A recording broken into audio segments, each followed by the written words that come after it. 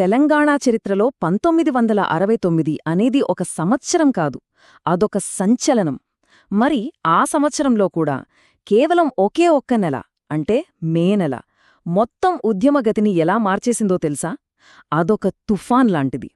కేవలం 31 రోజుల్లోనే ఉద్యమం ఉవ్వెత్తున ఎగిసింది. మేధావులు గొంతు విప్పారు, రాజకీయాల్లో పెద్ద చీలికొచ్చింది, ప్రభుత్వం ఉక్కుపాదం మోపింది. ఆ ఒక్క నెలలో జరిగిన సంఘటనలు రాబోయే పోరాటానికి ఎలాంటి పునాది వేశాయో ఇప్పుడు లోతుగా చూద్దాం.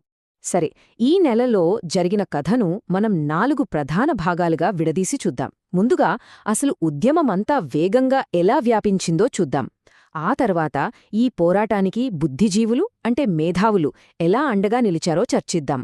మూడోది, అంతా బాగున్ననుకుంటున్న టైంలో నాయకత్వంలో వచ్చిన విభేదాలు ఉద్యమాన్ని ఎలా దెబ్బతీశాయో గమనించిద్దాం. ఇక చివరగా వీటన్నింటిపైన ప్రభుత్వం ఎలా స్పందించిందో విశ్లేషిద్దాం. ఒక్కసారి ఈ తేదీల మధ్య గ్యాప్ చూడండి.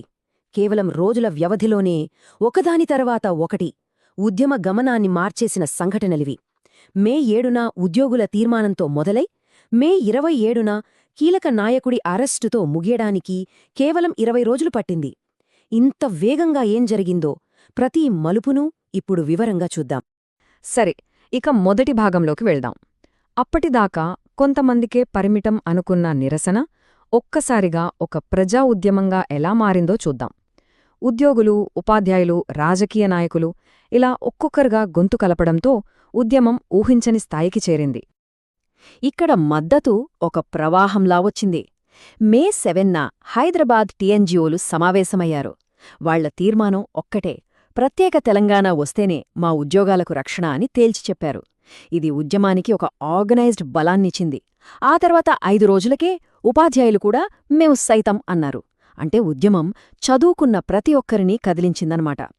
ఇక మే 15న జరిగిన సంఘటన అది మామూలు విషయం కాదు. కొండా వెంకటరంగారెడ్డి లాంటి ఒక సీనియర్ నేత తన పదవిని వదులుకుని ఉద్యమంలోకి వచ్చారంటే అది ఉద్యమానికి ఎంత నైతిక స్థైర్యాన్నిచ్చుంటుందో ఆలోచించండి. మే 17 ఆ రోజును తెలంగాణ మృతవీరుల దినంగా పాటించారు. ఆ రోజు హైదరాబాద్ వీధుల్లో ఒకే ఒక్క నినాదం మారుమోగింది: లారీ గోలీ భాయింగే, తెలంగాణ లాయింగే. ఈ మాటల్లోని తీవ్రత గమనించండి. లారీలు, తూటాలు ఏవి ఎదురైనా సరే తెలంగాణ సాధించి తీరుతామనే ఈ నినాదం ఉద్యమంలోని ఎమోషన్ని పీక్స్కి తీసుకెళ్ళింది. ఇది కేవలం ఆవేశంతో అన్నమాట కాదు, ప్రాణాలివ్వడానికైనా సిద్ధమనే ఒక ప్రమాణం. అయితే ఈ పోరాటం కేవలం వీధుల్లో నినాదాలకే ఆగిపోలేదు. దానికొక బలమైన ఇంటెలెక్చువల్ సపోర్ట్ అంటే మేధోపరమైన పునాది కూడా ఏర్పడింది. ఉద్యమానికి బలాన్ని, ఒక సరైన దిశను ఇవ్వడానికే విద్యావేత్తలు ముందుకొచ్చారు. మే 20న హైదరాబాద్ వైఎంసీఏ హాల్. ఆ రోజు అక్కడొక చారిత్రక సమావేశం జరిగింది. తెలంగాణకు జరుగుతున్న అన్యాయం గురించి కేవలం మాట్లాడటమే కాదు, దాని లెక్కలతో, ఆధారాలతో సహా నిరూపించటానికి ప్రొఫెసర్లు, లెక్చరర్లు అందరూ అక్కడ సమావేశమయ్యారు. ఇది ఏదో మామూలు మీటింగ్ కాదండి. తెలంగాణ వాదనకు ఒక శాస్త్రీయతను జోడించిన మేధోమదనం. దీనికి ప్రొఫెసర్ షా మంజూరాళం లాంటి పెద్దాయన అధ్యక్షత వహించారు. ఇక ప్రారంభించింది సాక్షాత్తు OU vice chancellor Ravada Satyanarayana. అంటే దీనికెంత ప్రాధాన్యతుందో అర్థం చేసుకోవచ్చు. ఆచార్య జయశంకర్ లాంటి వాళ్లు అక్కడ ప్రసంగాలివ్వలేదు. తెలంగాణకు జరుగుతున్న అన్యాయాన్ని అంకెలతో, ఫ్యాక్ట్స్తో సహా బయటపెట్టారు. ఇక్కడే అసలు ట్విస్ట్. ఆ రోజు మేధావులు సమర్పించిన పరిశోధనా పత్రాలన్నీ కలిపి Telangana movement and investigative focus అనే ఒక పుస్తకంగా వచ్చాయి. అందులోని వాస్తవాలు ఎంత పవర్ఫుల్గా ఉన్నాయంటే అవి నేరుగా ఢిల్లీ పార్లమెంటును తాకాయి. దాంతో ఒక ప్రాంతీయ ఉద్యమం గురించి జాతీయ స్థాయిలో చర్చ మొదలైంది. ఇక అప్పటి ప్రధాని ఇందిరాగాంధీ ఉద్యమ నాయకులతో నేరుగా మాట్లాడక తప్పలేదు. అంటే వీధుల నుంచి మొదలైన పోరాటం ఇప్పుడు దేశ రాజధానిలోని అధికార కేంద్రాలను కదిలించింది. ఇలా ఉద్యమం ఒకవైపు ప్రజామద్దతుతో, మరోవైపు మేధావుల బలంతో దూసుకెళ్తున్నప్పుడు కథలో ఒక ఊహించని మలుపు వచ్చింది. ఉద్యమం బయటినుంచి కాదు, లోపలనుంచే దెబ్బతింది.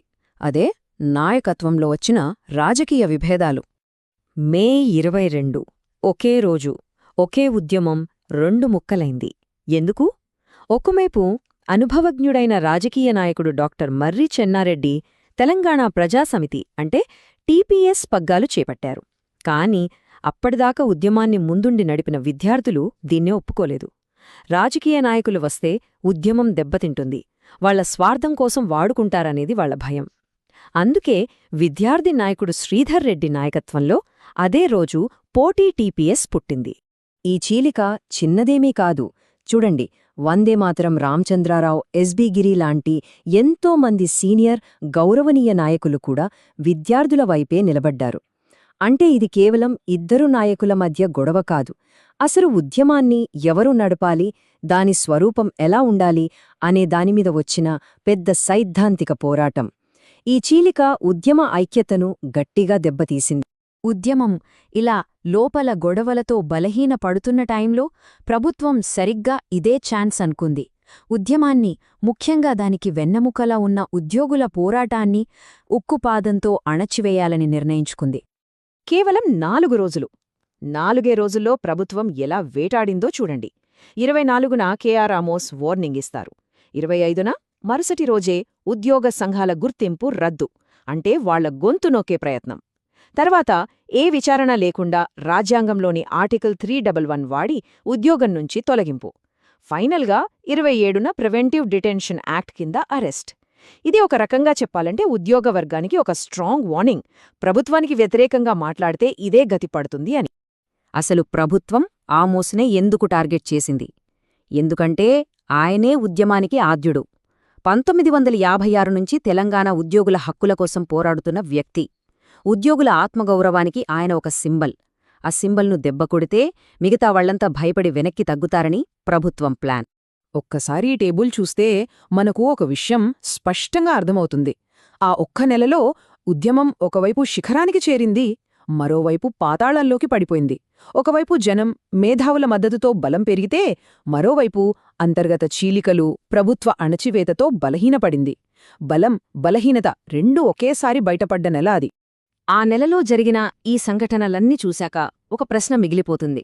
ఒకే నెలలో ఇంతటి ప్రజా మద్దతు, అంతర్గత కలహాలు, ప్రభుత్వ నిర్బంధం ఇవన్నీ కలిసి ఉద్యమ భవిష్యత్తును ఎలా మలిచాయి? మే 1969లో వచ్చిన బలం, ఆ తర్వాత వచ్చిన చీలిక తెలంగాణ పోరాటానికి పునాది అయ్యాయా, లేక శాపంగా మారాయా? ఇది మనం ఆలోచించాల్సిన